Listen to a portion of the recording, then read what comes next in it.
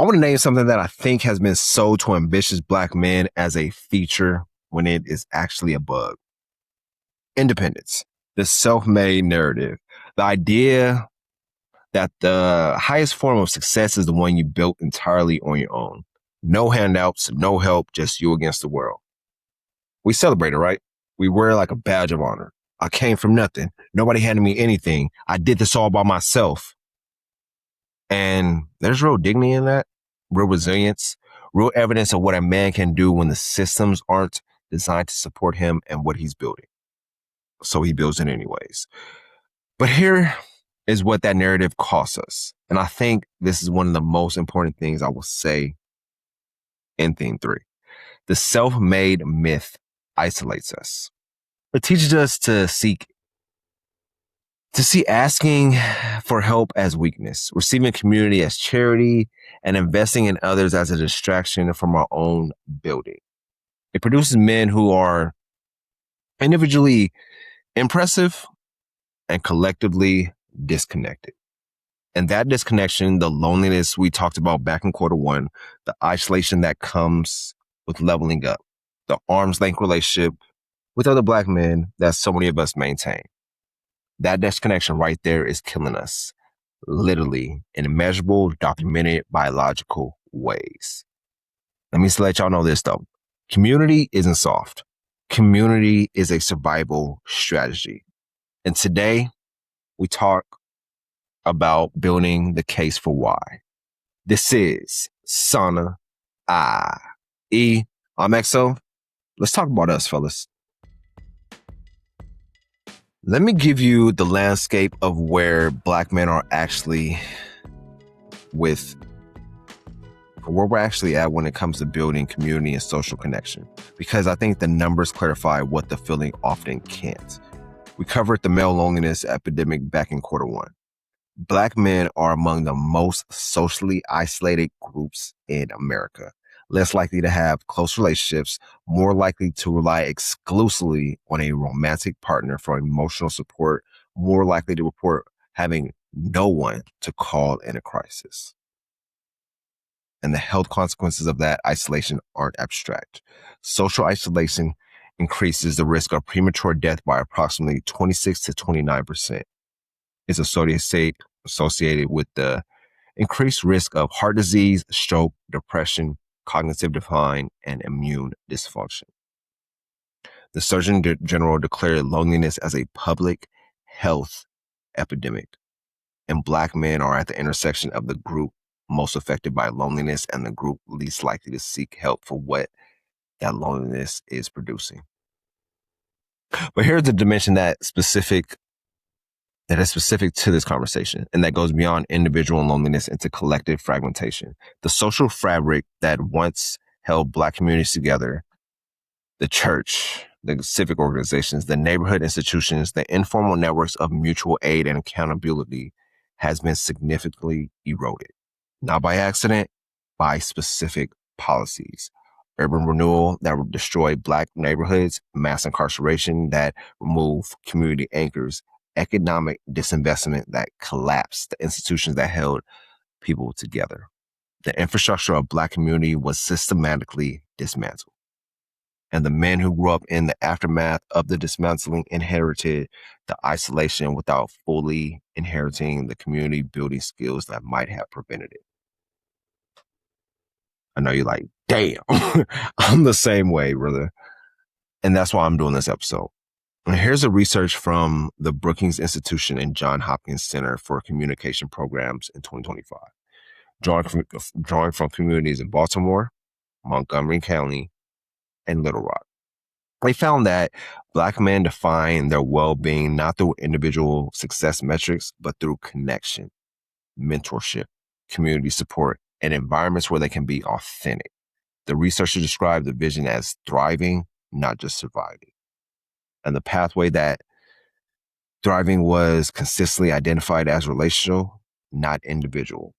The men who reported the highest well-being were embedded in genuine community, not just successful, connected. And that is the gap. The ambition is there, the individual drive is there, and the individual drive is real. What is missing, what was taken, what was eroded is community. The community infrastructure that makes the individual drive sustainable, accountable, and transferable to the next generation. Rebuilding isn't optional.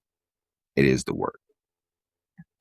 So that leads me up to what I want to make a case for community as a strategy, not as value statement, as a clinical finding. Because I think one of the reasons ambitious men underinvest in community is that it feels soft, like a nice to have, like the thing you do when you have built enough individually to afford the distraction. And what I want to show you is that the research doesn't support that framing at all.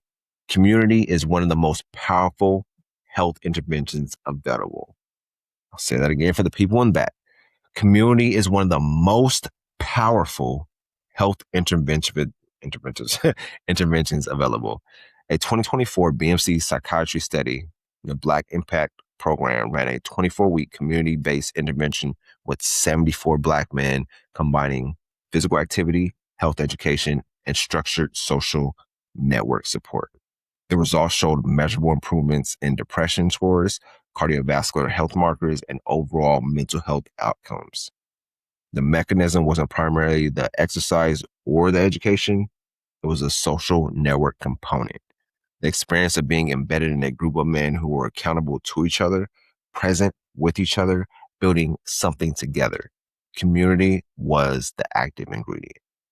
And research on Black-led community organizations published in 2024 found these organizations play multiple critical roles in supporting individual and collective mental health, mediating the effects of racism, providing culturally competent support that clinical systems routinely fail to offer, and creating the kind of shared identity and belonging that protects against the mental health impacts of systematic exclusion.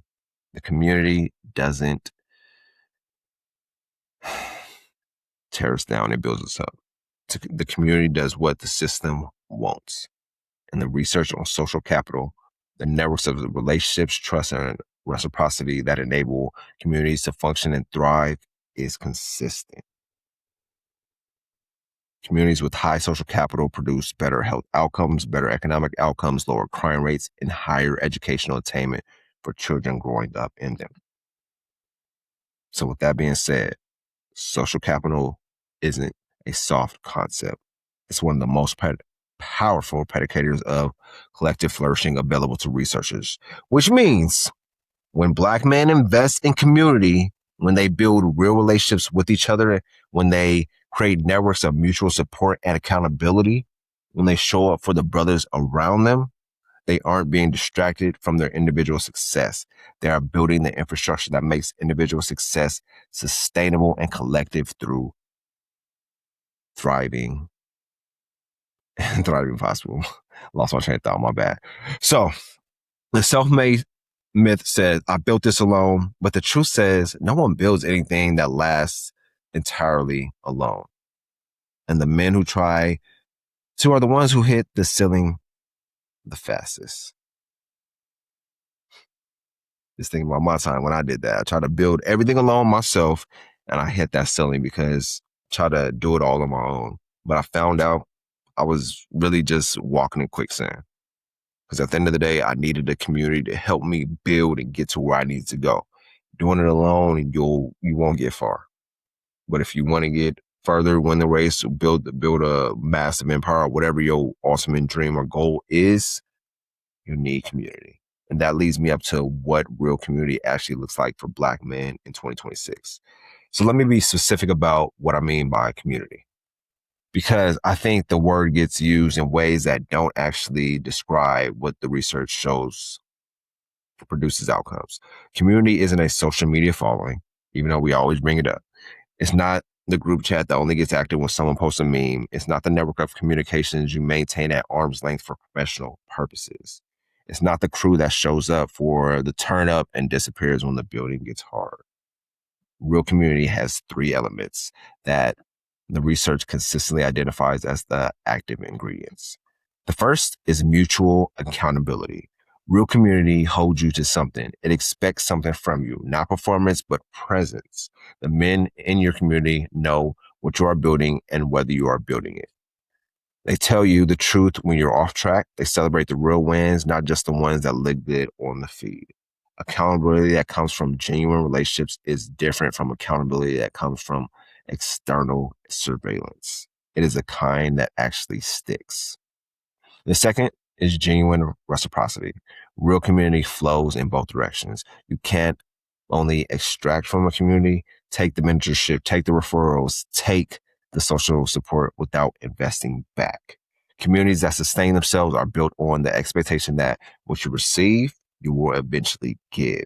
Not immediately, not transactionally, but over time.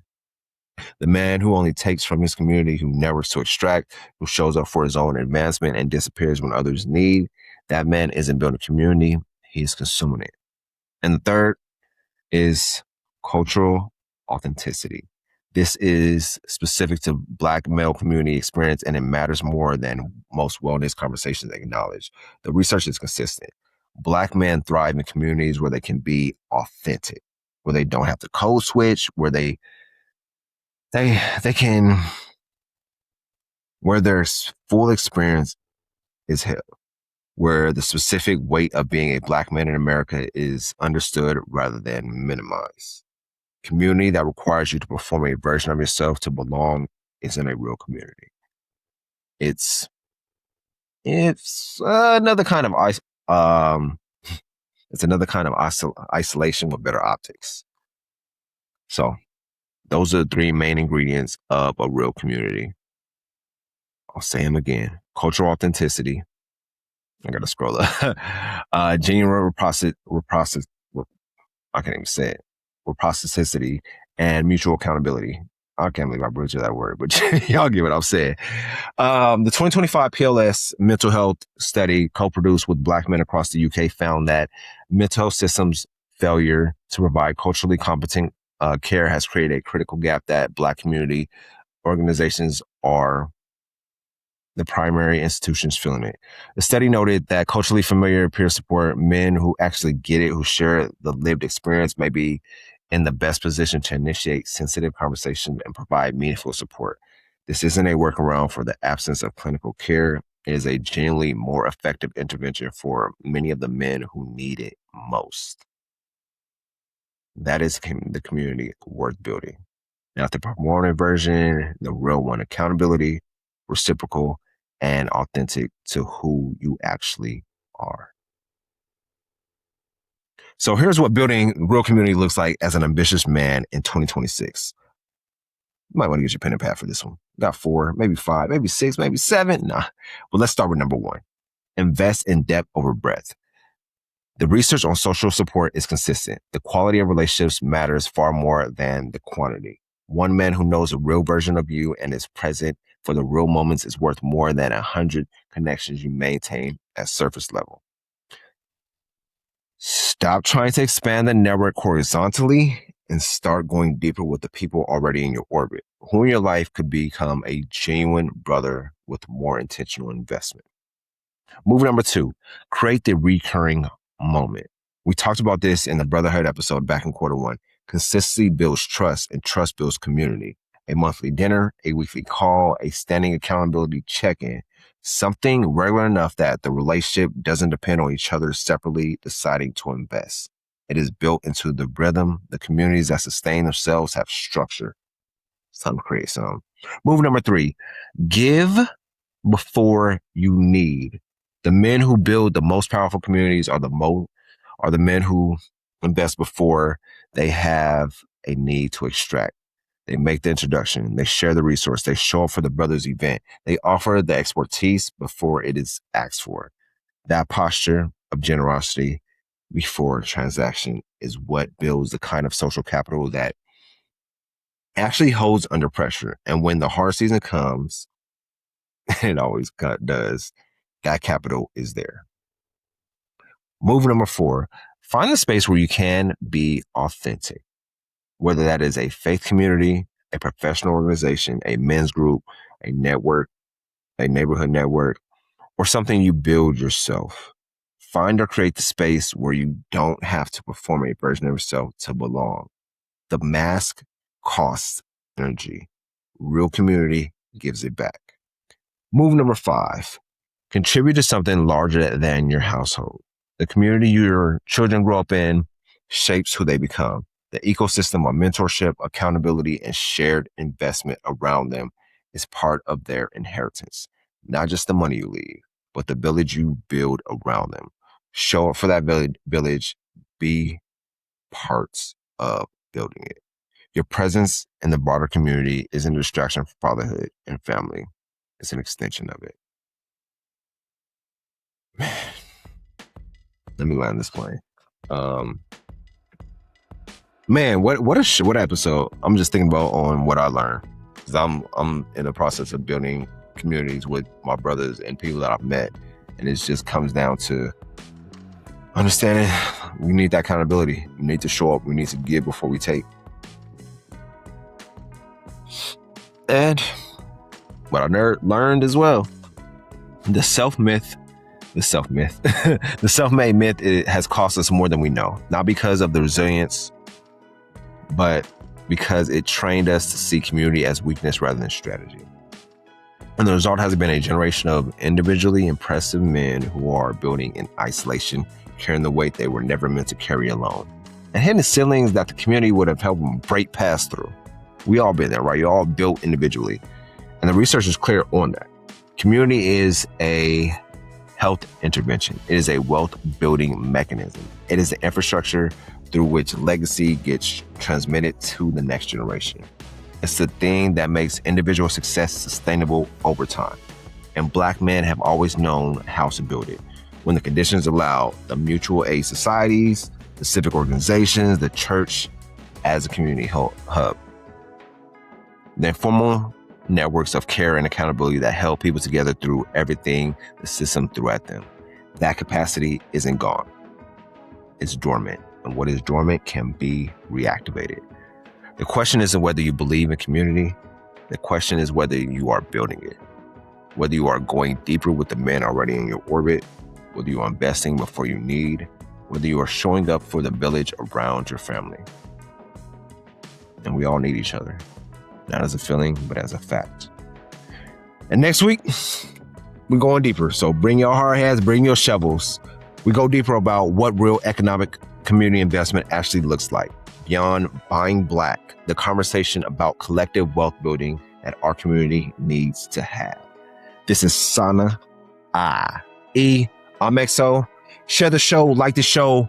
Follow us on YouTube. We are on YouTube. Subscribe wherever you listen to this. If this is your first time listening, I just want to thank you for taking the time out of your day. Hopefully this helps you build what you're trying to build when it comes to building community. We have a whole plethora of episodes dealing with mental health, physical, spiritual health, all that throughout this whole year. We've been just covering a lot of topics, but this one right now, we're talking about community building the community.